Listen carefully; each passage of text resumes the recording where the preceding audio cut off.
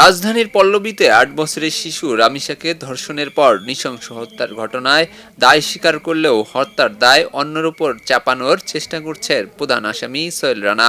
Charge গঠনের শুনানির দিন আদালতে সাংবাদিকদের সামনে তিনি দাবি করেন, আমি শুধু ধর্ষণ করছি, মারছে ডলার। একই সঙ্গে স্ত্রী স্বপ্না আক্তারকে নির্দোষ বলেও মন্তব্য করেন তিনি। পুরো পরিচয় না দিতে সময় না পেলেও সোহেল রানা শুধু বলেছেন ডলার মিরপুর ১১ নম্বর বাড়ির অনেক টাকাওয়ালা, ২ লাখ টাকায় রামিসা হত্যা করা হয়েছে।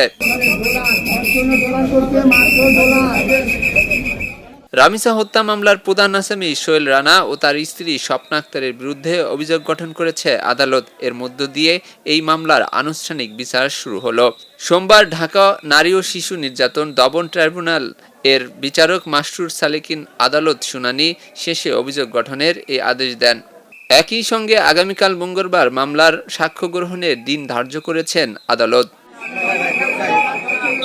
আদালত সোমবার চার্জ গঠনের শুনানির তারিখ নির্ধারণ করেন। এর মাধ্যমে মামলার প্রাথমিক তদন্ত, ডিএনএ পরীক্ষা, অভিযোগপত্র দাখিল এবং তা আদালতে আমলে নেয়ার প্রধান 4টি ধাপ শেষ হয়েছে। পাবলিক প্রসিকিউটর আজিজুর রহমান দুলু বলেন, মামলাটি যেন দ্রুত শেষ হয় সে বিষয়ে দায়িত্ব পালন করব।